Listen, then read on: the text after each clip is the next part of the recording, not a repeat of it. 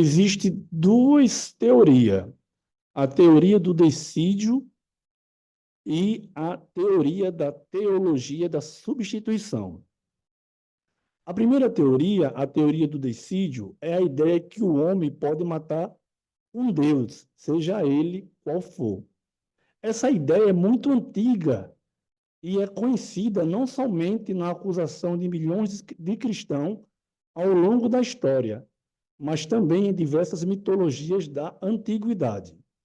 Entre as muitas culturas que falam sobre o dissídio ou assassinato de Deus, está na antiga religião egípcia, nas religiões da Mesopotâmia e até mesmo nas lendas grego-romana. O dissídio judeu é uma crença histórica originalmente formalizada como uma posição teológica nos primeiros tempos cristãos, que afirmava que o povo judeu era coletivamente responsável pelo sangue e morte de Jesus. Com o tempo, a acusação antijudaica de que os judeus eram culpados pelo sangue de Cristo alimentou o antissemitismo cristão e proliferou a calúnia, e citando turbas a usá-la como pretexto para a violência contra o povo judeu, contribuindo para muitos séculos de assassinato de judeus durante as Cruzadas, a Inquisição Espanhola e durante o Holocausto.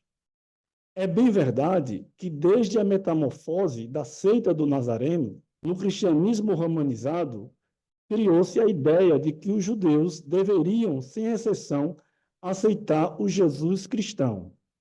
Ora, se eu fosse um judeu, pensaria duas vezes qual desses Jesus eu deveria aceitar.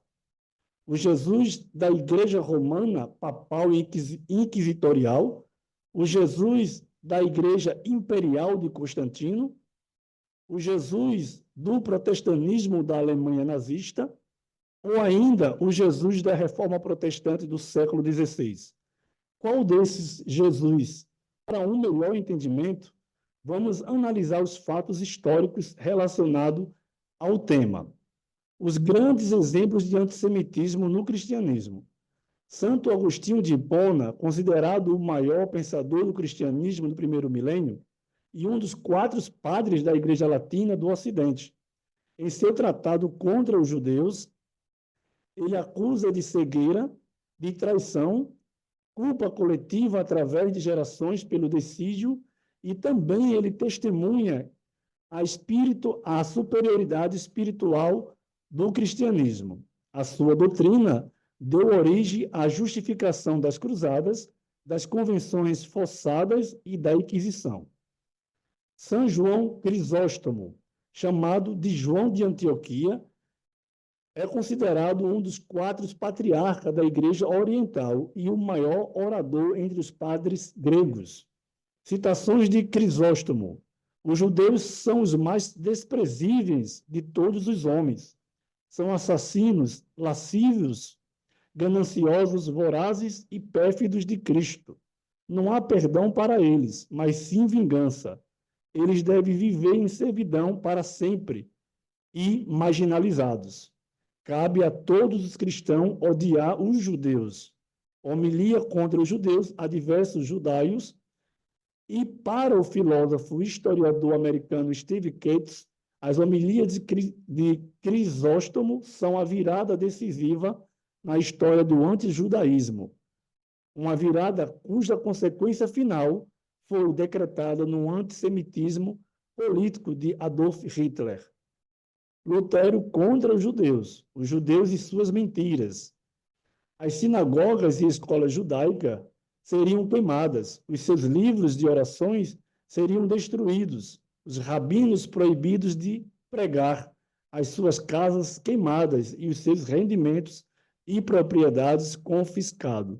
Não, aqui não é Hitler, mas sim o pai da reforma protestante, Lutero. Nenhuma compaixão ou bondade deveria ser demonstrada para com eles. Nenhuma proteção legal deveria ser dada a eles. E esses vermes venenosos teriam que ser enviados para trabalhos forçados ou expulsos para sempre.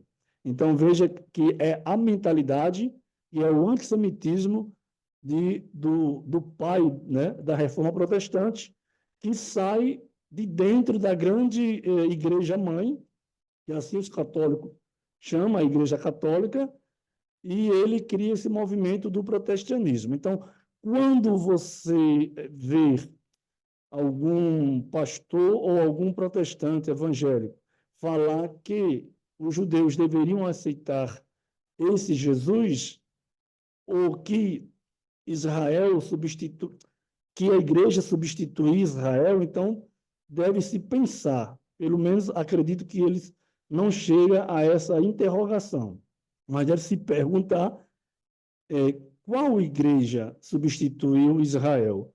A igreja do imperador Constantino, a igreja papal inquisitorial ou a igreja protestante que veio a existir 16 séculos depois. Então, essa é a pergunta. Deus demorou 16 séculos para que essa igreja surja e substitua Israel. Então, se esse é o pensamento de um protestante, então ele está equivocado. Outra ideia é dizer que se não é a Igreja Católica que substitui Israel, porque na visão protestante, a Igreja Católica é uma igreja idólatra, então não seria essa igreja. Mas, na realidade, ao dizer isso, eles condenam, né, todos aqueles que seguiram o cristianismo da Igreja Católica Romana durante esses 16 séculos. Então, todos aqueles que foram adeptos, foram seguidores dessa religião, então eles, nessa mentalidade, acredito, não teriam sido salvos. Então, Deus levou, mais uma vez, 16 séculos para só assim fundar, através de Martinho Lutero, que é um antissemita, a igreja que iria substituir Israel. E também, não só falando da história da Inquisição, que é uma parte negra, obscura da Igreja Católica, mas vale lembrar também que a Igreja Protestante ela teve a sua Inquisição, também perseguiu e também queimou pessoas que não aderiram à sua doutrina. Então, foram mortas também, queimadas na fogueira da Inquisição protestante. E os manuscritos, existe manuscrito do século XV, e que vai retratar judeus com distintivos amarelos discriminatórios morrendo na fogueira. Também tem a ilustração de de judeus do inferno, do manuscrito Hortus Deliciário, de 1180. Já no Catecismo Católico, que foi produzido pelo Concílio de Trento, a Igreja Católica Romana afirmou a crença de que a coletividade da humanidade, já que diz que todos pecaram e destituídos estavam da graça de Deus, então a coletividade da humanidade pecadora foi responsável pela morte de Jesus, não apenas os judeus. Nas deliberações do Concílio Vaticano II, a Igreja Católica Romana, sob o Papa Paulo VI, repudiou a crença na culpa judaica coletiva pela crucificação de Jesus. Declarou que a acusação não poderia ser feita contra todos os judeus, indistintamente, então vivos, e nem contra os judeus de hoje. No entanto, vários grupos, e eu conheço muitos cristãos, que assim dizem, rejeitam a declaração tanto do Vaticano, como aceita algumas pregações ou sermões ou discursos de líderes, de pastores de igrejas evangélicas, e continuam a adotar pontos de vista antijudaico, incluindo a teoria do decídio. Vamos falar dos líderes religiosos de Israel do primeiro século. Eles queriam, sim, matar Jesus, talvez por blasfêmia, o apedrejando. Mas como os judeus estavam sobre o jugo romano, então somente Roma poderia decretar a morte de Jesus de Nazaré. Mateus 26, 3, 4 nos diz que os principais sacerdotes dos anciões do povo se reuniram no palácio do sumo sacerdote chamado Caifás e deliberaram prender Jesus, à traição e matá-lo.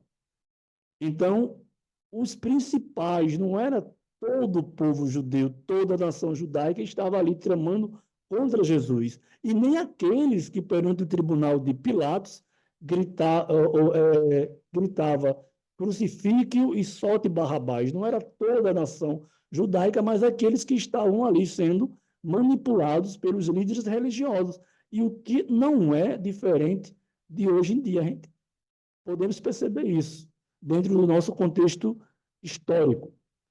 Também sabemos que a condenação à morte da cruz era destinada aos rebeldes políticos e criminosos.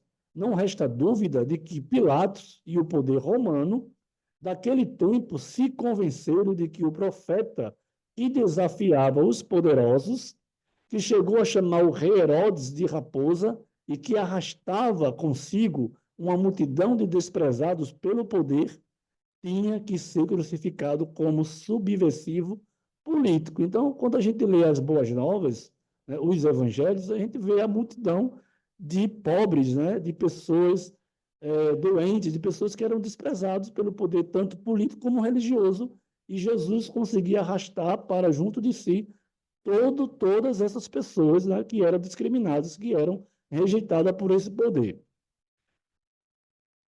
A inscrição colocada em sua cruz afirmava Jesus, o rei dos judeus. A escrita para zombar dele, a escrita seria para zombar dele, por ter se proclamado, segundo os romanos, como novo líder desse povo.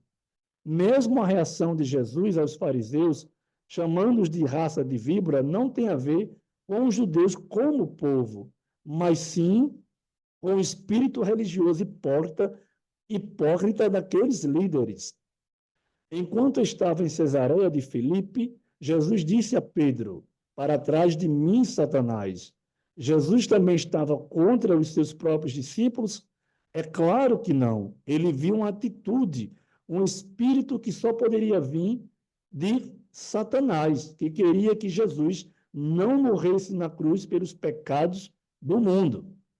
O amor incondicional de Deus por Israel e sua aliança com eles são, na verdade, seu testemunho de seu caráter imutável. Os judeus são perfeitos? Lógico que não. Deus é perfeito? Sim, porque eu, o Senhor, não mudo. Portanto, vocês não serão consumidos, ó filhos de Jacó. Malaquias 3:6. Outro ponto importante, e vale a gente lembrar, Jesus era judeu. Jesus não era cristão. Jesus não era ocidental. Jesus não era um europeu de olhos azuis, cabelos lisos, como a gente vê em retratos, em quadros, em pintura. Os seus discípulos eram judeus? Sim, eram judeus. A multidão que o cercava para ouvi-lo e ser curado por ele era judeu? Vocês podem me responder. E Mateus 21:9 diz: e a multidão que ia adiante e que o seguia clamava, dizendo: Hosana ao filho de Davi, bendito quem vem em nome do Senhor, Hosana nas alturas. Essa multidão eram de judeus? Sim ou não? Então, nem todos os judeus o rejeitaram. E tomando consigo os 12, disse-lhe: eis que subimos a Jerusalém, e se cumprirá no Filho do Homem tudo o que pelos profetas foi escrito, pois há de ser entregue aos gentios. Os gentios eram aqueles que não eram judeus. E escarnecido, injuriado e cuspido, e havendo-o açoitado, o matarão. O matarão. E o terceiro dia ele ressuscitará. Lucas 18, 31 ao 33. Nisto conhecemos o que é o amor. Jesus Cristo deu a sua vida por nós e devemos dar a nossa vida por nossos irmãos. 1 João 3,16. Então, não foi o povo judeu que matou Jesus, ele deu a sua vida pela humanidade pecadora. Porque Deus amou o mundo que deu o seu Filho unigênito para que todo aquele que nele crê não pereça, mas tenha a vida eterna. João 3,16. Muito conhecido esse versículo. Eu sou o bom pastor, o pastor dá a sua vida pelas ovelhas. João 10:11. Então, a gente viu todo esse contexto da teoria do dissídio, das perseguições contra o povo judeu, as conversões forçadas, a Inquisição espanhola, o Holocausto da Alemanha nazista, e vamos falar também sobre essa teologia da substituição, que justamente surge de todo esse contexto histórico que a gente acabamos de explanar aqui. Então, mas o que é a teologia da substituição? A teologia da substituição declara que Israel teria falhado com Deus e Israel teria sido substituída pela igreja, o que eu expliquei antes. Mas que igreja? É interessante que o nome eclésia no grego é uma tradução do escritor, do tradutor da Septuaginta, que é a versão grega dos 70 da Bíblia hebraica. Então, quando ele traduz lá o conceito de carral do Antigo Testamento, quando Deus chama o povo, e aí é Deus que toma a iniciativa de chamar o povo para ficar ao redor dele ali no arraial. Lembra dessa passagem? Que as tribos se reuniam para que Deus descesse do Monte Sinai e Moisés pudesse transmitir as verdades e os ensinamentos de Deus. Então, carral seria esse ajuntamento das 12 tribos de Israel em torno do seu Deus. Então, assim, o escritor, quando ele traduz na Septuaginta para o grego, ele entende, ele traduz para eclésia, né? Seria isso, seria a igreja, seria essa multidão de povos gentios em torno desse Deus. Então, o que ele diz? Né? Que Israel teria falhado e teria sido substituído por essa igreja. O cristianismo é agora o verdadeiro Israel de Deus. O destino nacional de Israel está para sempre perdido. E é o que declara essa teoria da teologia da substituição. Então, eles decidiram espiritualizar o texto que está em Gálatas 3,16. Então, eles espiritualizam esse texto, mesmo que o seu contexto seja puramente literal. É chamado de método alegórico, né? E pega um texto que é literal, mas eu vou espiritualizar. Eu vou pegar um texto da Bíblia hebraica e eu quero dar um sentido, mas não o sentido